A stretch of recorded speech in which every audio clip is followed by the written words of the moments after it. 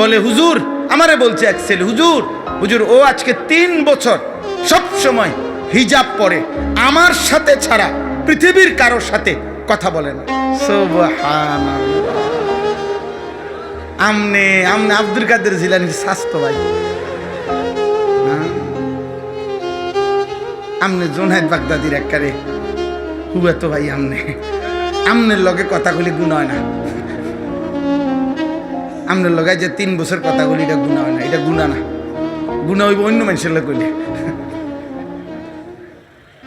আস্তাগফিরুল্লাহ।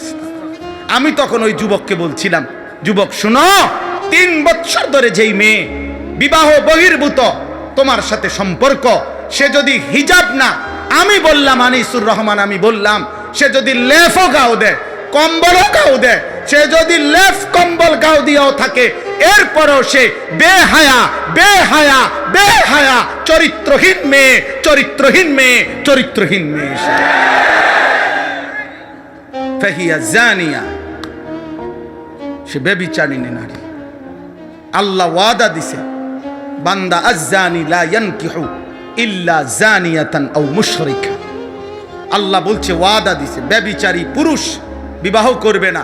সে যখনই বিবাহ করবে তো ওই তার বিবাহিত স্ত্রী হবে জানিয়া, আরেকটা ব্যভিচারিণী নারী, আও মুশরিকা, অথবা কোনো মুশরিক বেঈমান নারী। এজন্য চরিত্রহীন যুবক যদি তওবা না করো, এই নারী দেখে অভ্যস্ত, ছবি দেখে অভ্যস্ত, উলঙ্গ দৃশ্য দেখে অভ্যস্ত কোনো মেয়ের সাথে, অথবা আপনজন কোনো মেয়ে, চাচাতো বোন, মামাতো বোন, ফুফাতো বোন, খালাতো বোন, আপনজন কারোর সাথে যাদের হারাম, অবৈধ, বিবাহ বহির্ভূত, নাজায়েজ যাদের সম্পর্ক, যদি তওবা না করো, যদি আল্লাহ মাফ না করে, তোর কপালে বিবাহিত স্ত্রী জুটবে আরেকটা জেনাকার অথবা বেঈমান। যুবক ভাই জানি, তোমাদেরকে বলছি আব্বা, জীবনের সবচেয়ে বড় ব্যর্থতা মনে রাখো বাপ, অসৎ সঙ্গ, মন্দ লোকের সংস্পর্শ। সমবয়সী সহপাঠী যদি চরিত্রহীন হয়, লম্পট হয়, নারী লুবি হয়, জিনা ব্যভিচারের দৃশ্যে অভ্যস্ত হয়, মদ করে, নেশা করে, গাঁজাখোর হয়, কোনো মেয়ের সাথে হারাম প্রেম করে, হারাম সম্পর্ক করে, দোস্ত আমার হাত জোড় করে বলি আব্বা, আমার নওজোয়ান সন্তান, আমার কিশোর ভাই, আমার যুবক ভাই, দোস্ত তোকে বলি ভাই, আমার ওই ছেলেটা তোরে নষ্ট করে দিবে।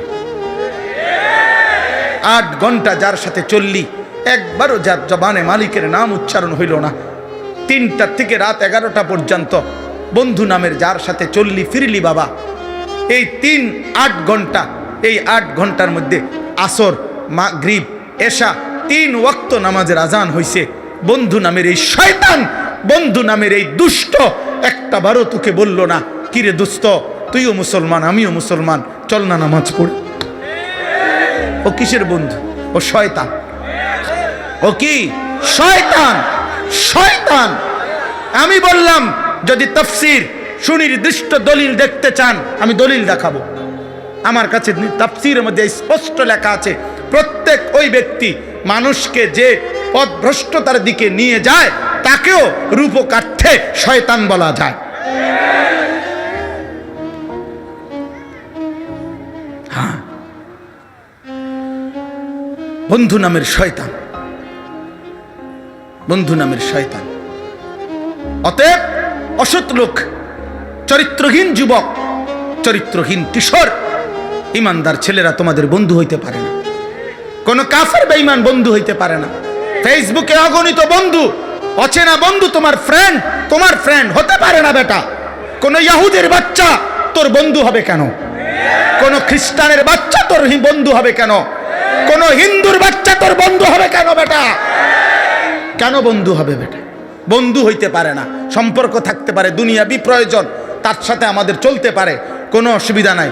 বাংলাদেশে আমরা কাউরে চলে যেতে বলি নাই। আমরা সংখ্যাগরিষ্ঠ মুসলমানের বাংলাদেশে সংখ্যালঘু হিন্দু অথবা সংখ্যালঘু অন্য কোনো মানুষকে আমরা চলে যেতে বলছি কোনোদিন? আমরা তাদেরকে বাধাগ্রস্ত করেছি বন্ধু? না। কিন্তু কলিজার সম্পর্ক, ভালোবাসা, হৃদয়ের বন্ধুত্ব, সেটা শুধু মুমিনের জন্যই হবে।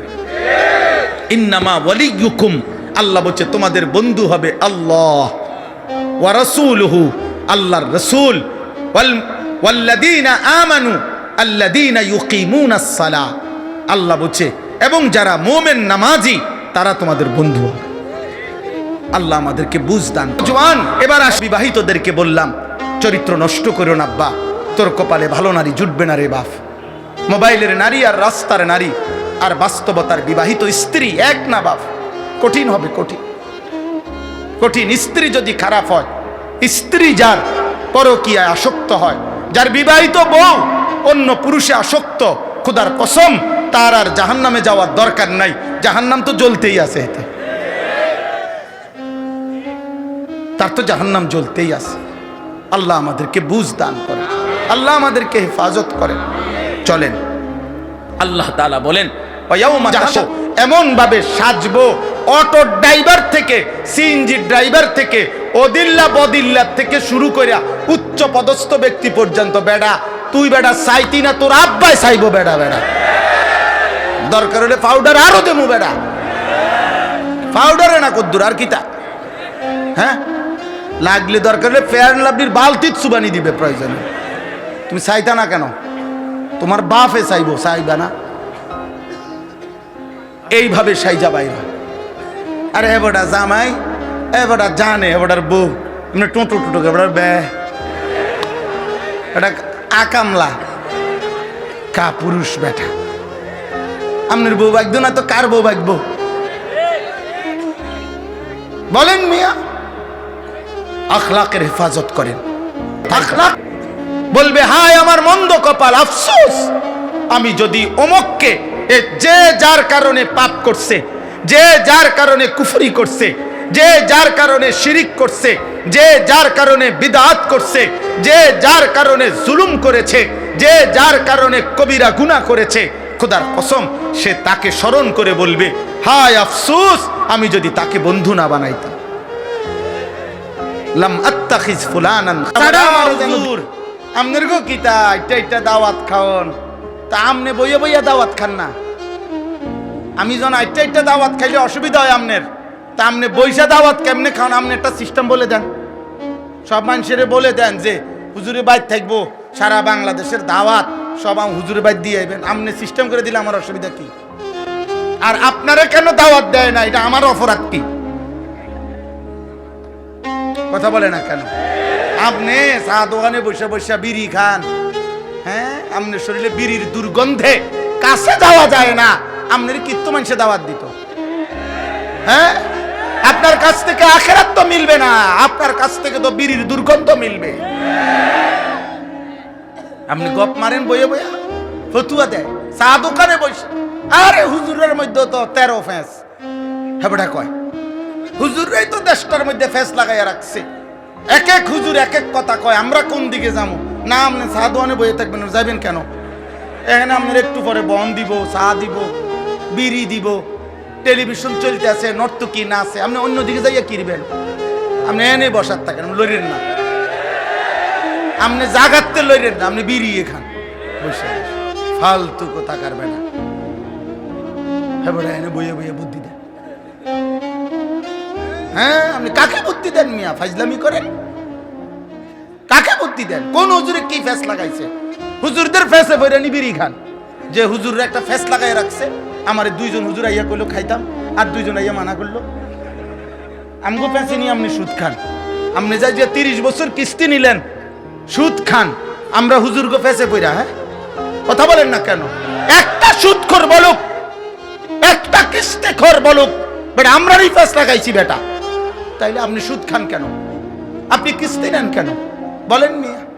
একজন, আমি তো চ্যালেঞ্জ করে বলছি মিয়া, কেউ রাগ হইলে হোক বেটা, একটা বাবা যে তার ছেলেকে প্রতিষ্ঠিত করতে গিয়ে হয় চাকরি, নয় ব্যবসা, নয় বিদেশ আপনি করতে গিয়ে, যারা আপনারা 5 লাখ টাকা 12 লাখ টাকা সুদে নিলেন, কিস্তিতে নিলেন, যে হুজুর 12 লাখ টাকা সুদে কিস্তিতে নিয়া ফোলা বিদেশ পাঠাইছি, বাজারে দোকান নিয়ে দিছি, চাকরি লইয়া দিছি, তাইলে আল্লাহকে সাক্ষী রেখে আজকের এই হাজার মানুষ, অসংখ্য অগণিত মানুষের এই ভরা মজমায় এখানে দাঁড়াইয়া আপনি মাইকটা হাতে নিয়ে বলেন যে আমি 12 লক্ষ টাকা সুদ নিছি, কিস্তি নিছি, জিফুতের লাইগা জীবনভর ওজনে কম দিয়া মিথ্যা বলে বাটফারি করে টাকা রোজগার করে এই বিল্ডিং বাড়ি জায়গা জমি করছি জিফুতের জন্য, এই আশায় যে আল্লাহ যেন আমারে আখিরাতে জাহান্নাম থেকে মুক্তি দেয়। আল্লাহ যেন ফুল আগুনের উসিলায়, জিফুত বউ বাচ্চার উসিলায় যেন আল্লাহ জান্নাত দেয়,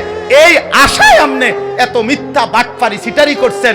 এটাই উদ্দেশ্য কিনা এনাই এখন আসেন এনে ছবি আছেন।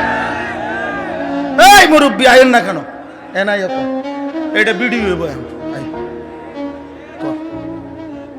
হ্যাঁ তো তো গপ মারেন কেন? গপ মারেন কেন? হ্যাঁ জীবন মানে শুধু বিল্ডিং, জিন্দিগি মানে বিল্ডিং, জিন্দিগি মানে 30 শতক জমি। কি বলতে চান?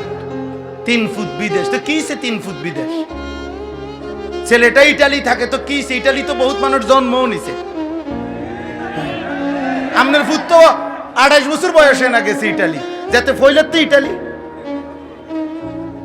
হ্যাঁ যাদের জন্ম ইটালি, যার 14 গোষ্ঠী ইটালি, তে তো আরো বড় কপাল। আমনের যদি ফুট ইউরোপ থাকাতে আমনের কপাল এত বড়, ভাগ্য আমনের কপাল। তাইলে যার বাপ দাদা জন্মসূত্রে ইটালি ইউরোপ, তার তো পুরাটাই কপাল। তার নাকও নাই, চোখও নাই, ঠোঁটও নাই, মুখ পুরাটা কপাল। কপালের কারণে চোখ নাক কান হয়তো অন্য জায়গায়। পাগলামি করেন মিয়া। আমি বিদেশের বিরোধিতা করছি না, ইটালি হারাম বলছি না, ইউরোপকে হারাম বলি নাই বেটা। কিন্তু এক মুসলমান, এক ইমানদার আপনার জীবনের সফলতা, আপনার জীবনের সার্থকতা আপনি টাকা সম্পদ বিদেশ বিল্ডিং দালান ব্যবসাকে বললেন কেন? এটা না আমার বলা, এটাকে বলবেন কেন মিয়া? মুমিনের সফলতা আখিরাত, মুমিনের সফলতা জান্নাত, মুমিনের সফলতা ডান হাতে আমল নামা, মুমিনের সফলতা জাহান্নাম থেকে মুক্তি। আম্মা মান উতিয়া কিতাবাহু বিয়ামিনি, আল্লাহ বলছে যেদিন আমল নামা মুমিনের ডান হাতে দেওয়া হবে, ইমানদার একটা চিৎকার দিবে আর হাসরবাসীকে বলবে হা উমুকরাউ কিতাবিয়া। এই হাসরবাসী দেখো না, দেখো না আমার নাম জান্নাতীদের মধ্যে উঠছে। ইকরাউ কিতাবিয়া, আমার আমল নামা দেখো, দেখো আমার নাম কোথায় উঠছে।